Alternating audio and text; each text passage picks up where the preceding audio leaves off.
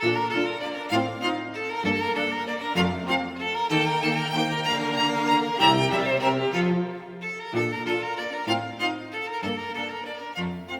we're going to be taking a look at in this video will be some of the core elements of costume design. Now, the first thing I want you to remember is that the basic elements of design, the things we covered in the first video, things like point, line, pattern, shape, mask, color, all of those things are still applicable here. In fact, elements like shape, line, and color are going to become even more important when you're talking about the design of costumes. So it's vital that we keep thinking about those core elements. We think of them as the foundation of all forms of design. And what we are going to do today is just be talking about some of the things that are specific to costume design that we're going to layer on top of that foundation. So let's take a look at some of these things that you should be thinking about as you begin to plan out the design of costumes for production and look at some examples to help better illustrate them. So obviously some of the first things we need to take a look at before we start designing a costume is the time, place, period, and location the play takes place in. Now, I tend to believe that costume design is the most research-heavy of all the design disciplines. That's not to say that set, sound, props, and light don't require a great deal of research in their own right. But costume, clothing, and fashion design are so specific to the various time periods that it requires a much deeper well of historical references to pull them off. Even in plays set in what we might consider the modern era, clothing and fashion from the 80s is very different from clothing and fashion of the 90s or the early 2000s, especially as more designers, more labels. There are vast differences that you would need to research and understand in order to create the costumes believably. So the first thing you're going to need to do is research the fashion choices of the time and place and location that your play takes place in. Designers are taught to use this three-step method. So first you have identification. So identify the objective of the script. So what is the story about? What is this play trying to say? Now, if you are working with a director, normally it will be the director who tells you, this is what I believe the show is about, this is the tone, this is the mood, this is the moral that I am trying to achieve, and then it will be your responsibility to go and interpret that objective. However, good directors know to collaborate and discuss things with their designers to get more input and to make stronger choices. So in either case, your first step is to identify the objective of the script. What are you trying to say? What is the story about? The second step, observation. The observation of the clothing worn by individuals living in a specific and appropriate era. And thirdly, selectivity. Choose the clothing based on the observations that express the objective. Now, this is a good three-step process for determining time and period, but it's also a question you should always be asking yourself at every step of the design process. For any form of design, really, but you should always be asking yourself, are the choices I am making servicing the greater objective? Are they servicing what the play is about? When we look at place and locale, this is determining the specific physical origin of each character, then observe and note clothing worn by others from that location. And lastly, reveal the origin and place to the audience via appropriate clothing choices. So this is again feeding into what we had just talked about with observation. Let's think about an example. So if you are going to do a production of Henrik Ibsen's A Doll's House, and you are going to set it in the time and place that the author intended, the director wants to go for a more realistic feel, then you have a couple of factors that you need to take into consideration. So first, we know that the doll's house takes place in the winter. It takes place during Christmas. So you're looking for winter clothing. We know it takes place in Norway. So you need to research what is the weather like in Norway during the winter. We can pretty much assume it's cold, but you get where I'm going. We also know that it takes place in and around 1879, give or take. So you're looking for period-specific clothing from the winter that people would wear in Norway. Then you must make it character-specific. What is the origin of each character? Where did they come from? How well off are they? What is their educational status? What are the important things about that character that we want the audience to know about them, even if it is never directly spoken? What are those nonverbal cues that we can send to an audience to inform them about where this person comes from and who they are and what they hold dear? So to illustrate this, let's take a look at a couple examples. First, what we're looking at here are shots from two different plays that take place in and around the same time, meaning the same year or the same decade, but in very different circumstances, in very different locations. So the first production there, of the family sitting around and smiling at the camera, that is a production of Neil Simon's Brighton Beach Memoirs. Brighton Beach Memoirs takes place in Brighton Beach, New York in 1937. The second photo with the guys kind of all gathering around, that is from a production of The Grapes of Wrath. Of course, The Grapes of Wrath takes place during the Great Depression, during the Dust Bowl. So that is also the 1930s, in and around the late 1930s. Take a few minutes and look at these two different images and look at the costume choices. What do these costume choices tell you about the origins of these characters, where they're from, their economic status, even in comparison to each other? The thing you want to do next is we want to revisit the concepts of shape and line that we discussed in the previous video. We talked a lot about how the harshness or the softness of a line can create different feels and moods and emotions in an audience. How geometric or sharper lines can create a harsher, more rigid feel, while softer, more organic lines tend to create a more relaxed and flowing message. So the question you need to ask is, what kind of silhouette are you trying to create? When we say silhouette in costume design or fashion design terms, what we are talking about is the basic shape that the clothing makes on the body. Imagine that the actor is standing behind a screen with a light shining through from behind, and all you are able to make out is the shape of the costume. No details, no colors, just the shape. What message would that shape send to you as an audience member? What might that shape tell us about the character who is wearing it? About what time period they are from? As we are going to see a little bit later, different time periods had much different silhouettes. What might the shape tell us about character? Are they stern? Are they more carefree? What might it say about the world of the play? Is it a more geometric and harsh reality, or is it a more flowing and organic one?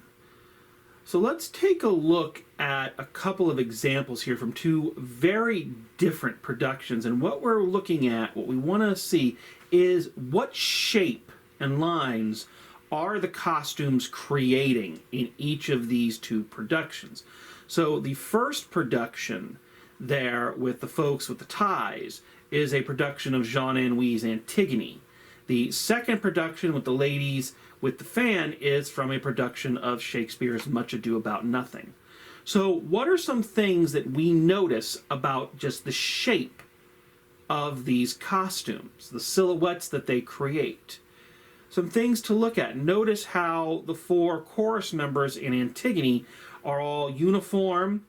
dress shirts and dress pants. These are things that make a very specific silhouette. The shoulders are very clearly defined.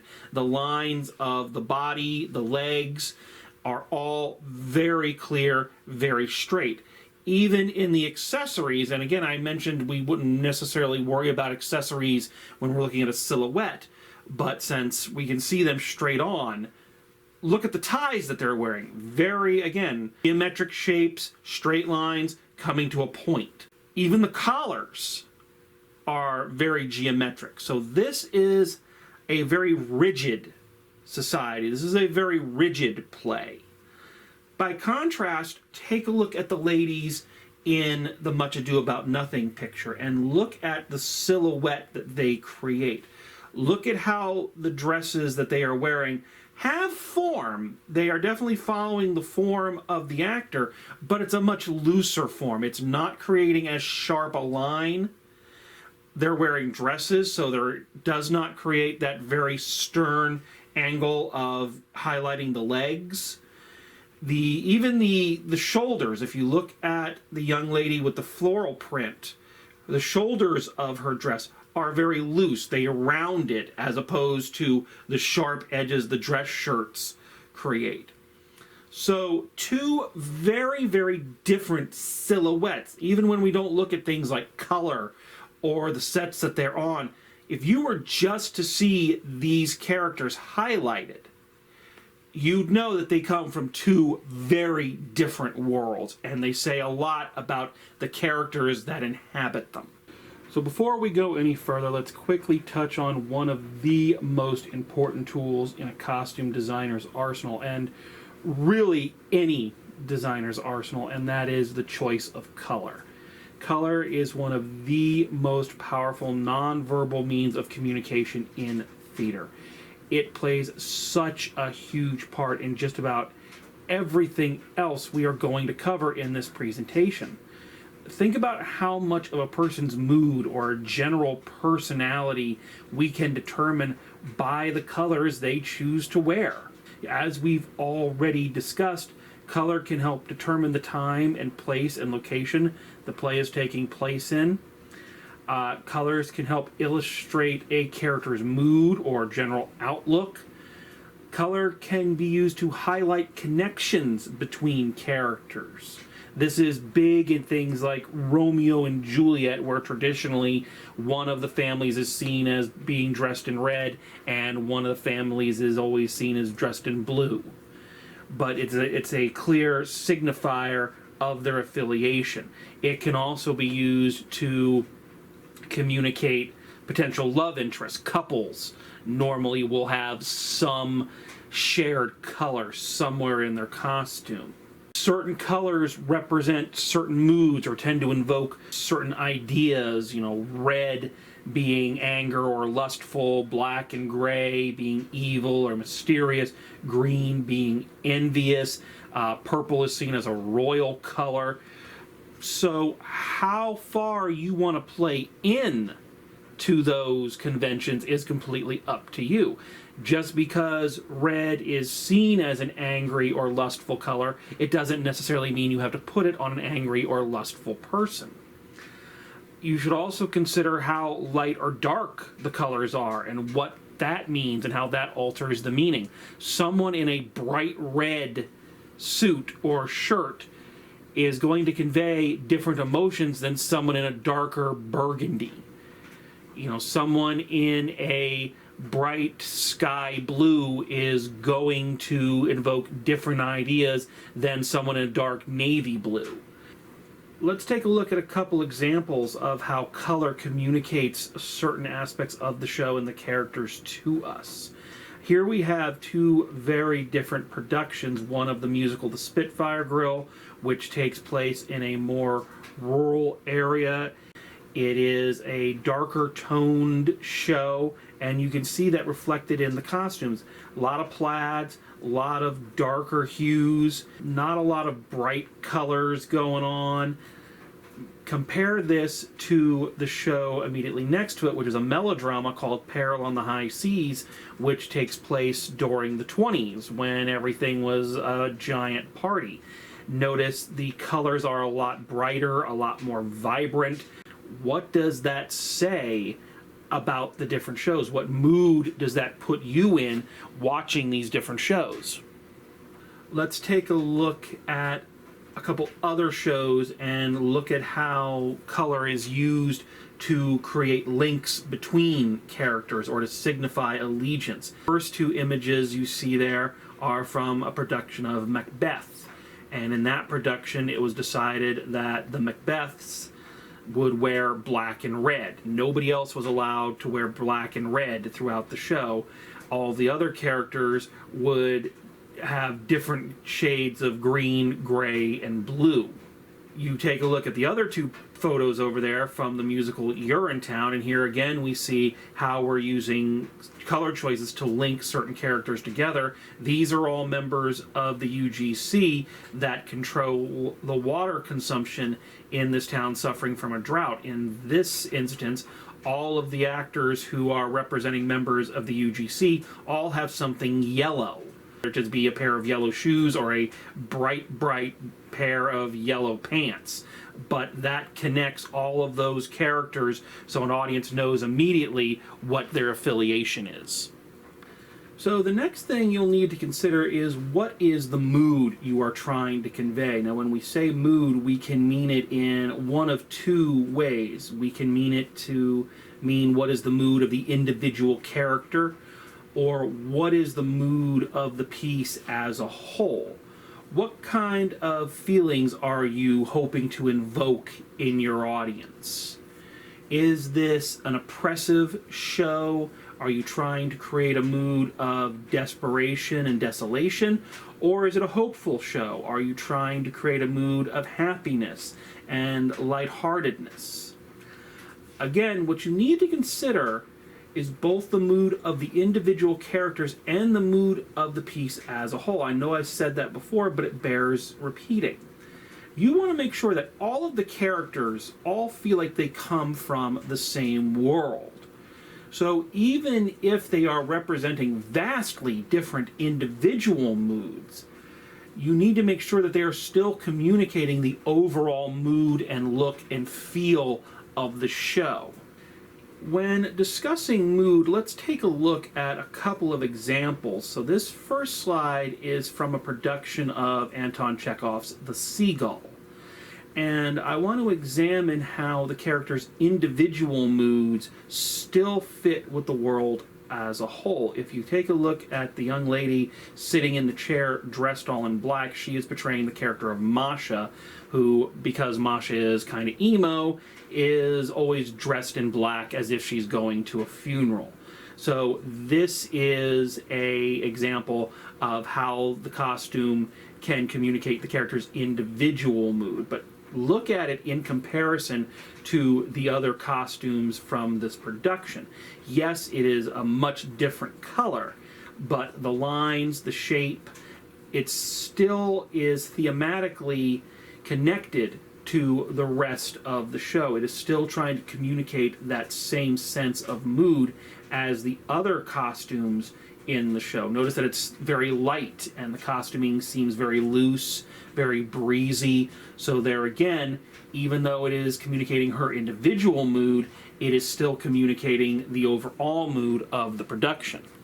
So let's conduct a little experiment when we're talking about mood and how the differences in costume choices can alter the mood of a show. What we're going to do is we're going to take a look at two pictures from two very different productions of Shakespeare's Much Ado About Nothing. It is the exact same scene, but the productions are different. So let's take a look at this first production. What mood does this invoke to you? Notice the much softer lines, the brighter colors, the shape. To me, translates a very calming mood, a flowing mood, a happy mood. This is going to be in contrast to the mood we see in the second production. So let's take a look at that real quick.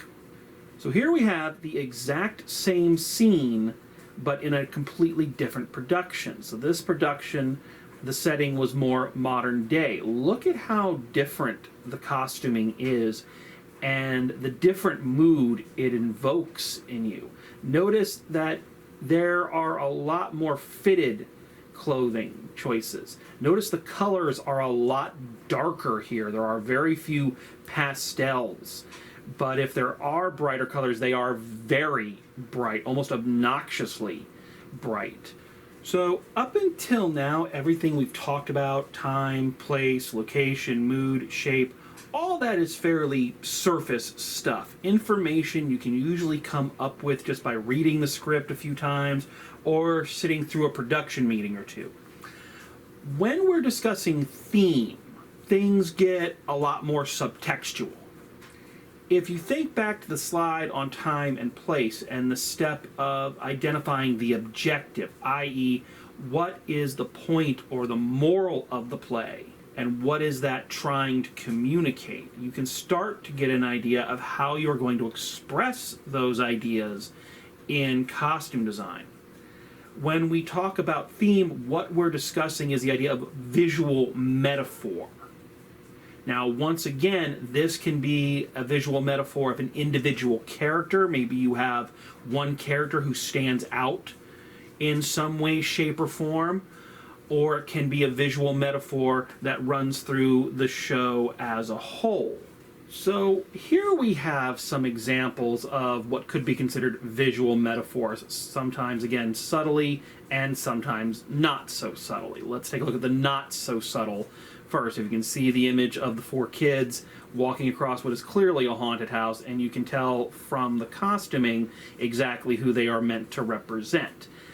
This is from a production of a show called Return to the Accusing Parlor, where you had characterizations of popular detective characters from youth literature and entertainment all converging in one location. So the choice to play these characters as and dress them in costumes reminiscent of the Scooby Gang is an example of a visual metaphor. It is tying the show's overarching theme back to the characters. Now, let's take a look at one that's a little bit more thought-provoking as opposed to so on the nose. The image directly next to that of the young man sitting on the set in a suit with one sleeve missing is from a production of The Elephant Man, a story about a disfigured man during the Victorian era. The real-life Joseph Merrick, who the play is based on, one of the odd things about his deformity is that his right hand was completely normal. His entire right arm was completely normal, while the rest of him was very bent and distorted. So we decided to really push that idea. In this instance, his left arm, the one that was horribly deformed and the more painful to use, we left that permanently exposed, so that no matter how much his costuming changed, going from poor to more fitted and fancy, the disfigurement was always there. It wasn't something he could hide. This helped us keep the audience in the world of the show, since the actor clearly isn't wearing any makeup, but it's a constant reminder that he is not physically normal. So that's an example of a visual metaphor. In terms of costume design, the term style can have a couple of different meanings. Of course, it can relate to the character's personal style. You think of your own personal fashion style, the things that you like to wear that express your personality or your mood. So that's one possibility.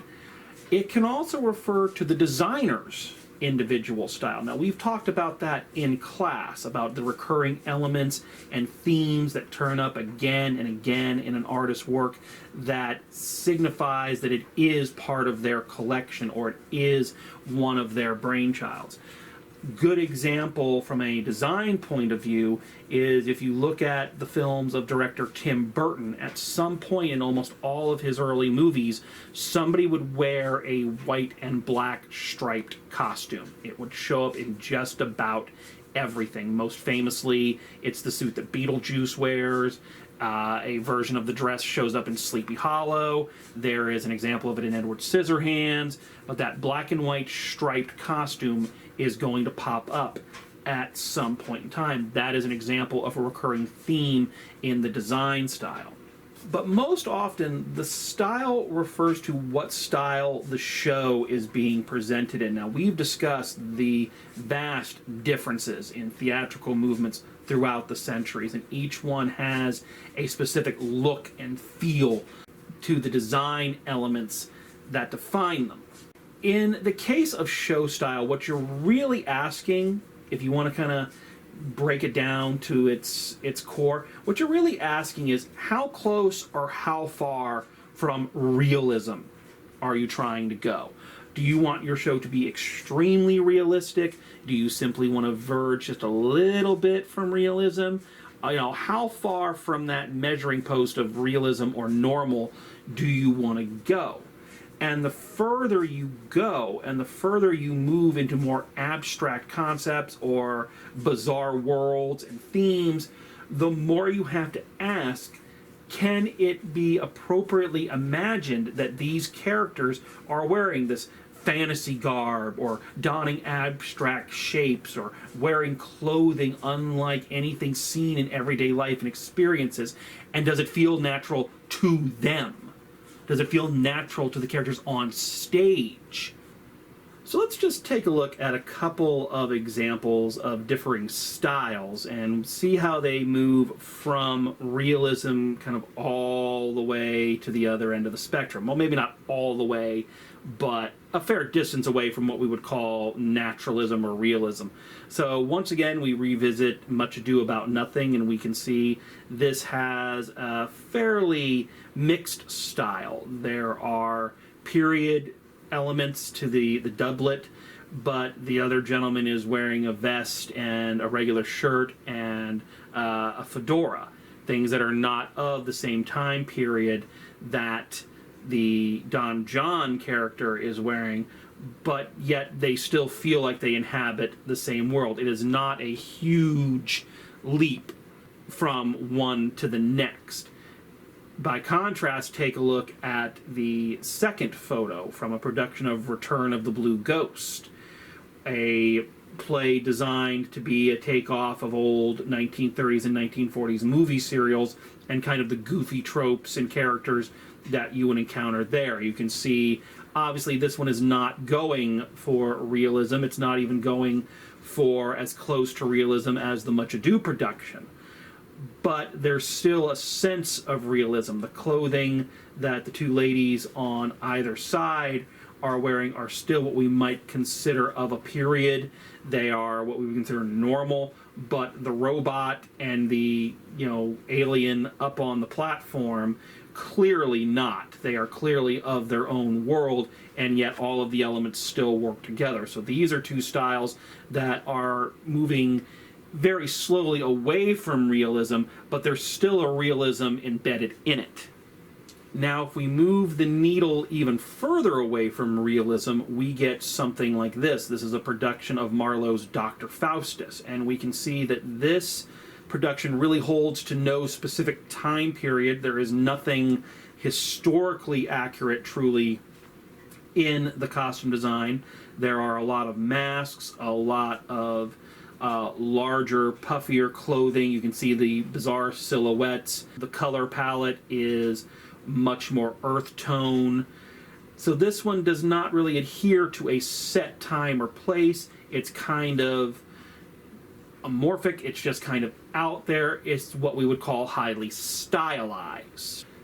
So the last thing to talk about is, in my opinion, the most important job of the costume and of the costume designer, and that is revealing the character. Everything that we've talked about here today is in some way, shape, or form all coming back to this central idea, telling us, the audience, who this character is. What does the clothing they wear reveal to us about their age, their status, their health, their orderliness, their insecurity, their occupation? So much of what we learn about a character is told to us through the nonverbal communication of their costume choices. And it's not just for the audience's sake. It's for the actor's sake as well. It is one of the most common things you hear from actors, and they say that I don't feel like the character if I'm not in costume. If I lose this costume piece, if I take that jacket off, if I'm not wearing this dress, if I'm not wearing those shoes, then I don't feel like the character. So as you're going through and as you're designing, of course, keep all of these concepts in mind. But your first duty is to tell us about these characters, about the world that they live in, about their place in it, and how they feel about that position. I'm going to leave you now with just a little slideshow, some examples of other costumes from other productions. Take a look at these. Just a bunch of different characters from a bunch of different shows, and I just want you to take a look at the costumes they're wearing. And think about some of the topics that we have gone over today. What is the style of the show, do you think? What are the themes that are being translated? What's the mood of the piece? How are the colors used? What's the shape and the line and the silhouette? What about the time period, the place and location? What are you getting from these costumes? So take a look at these and see what you think.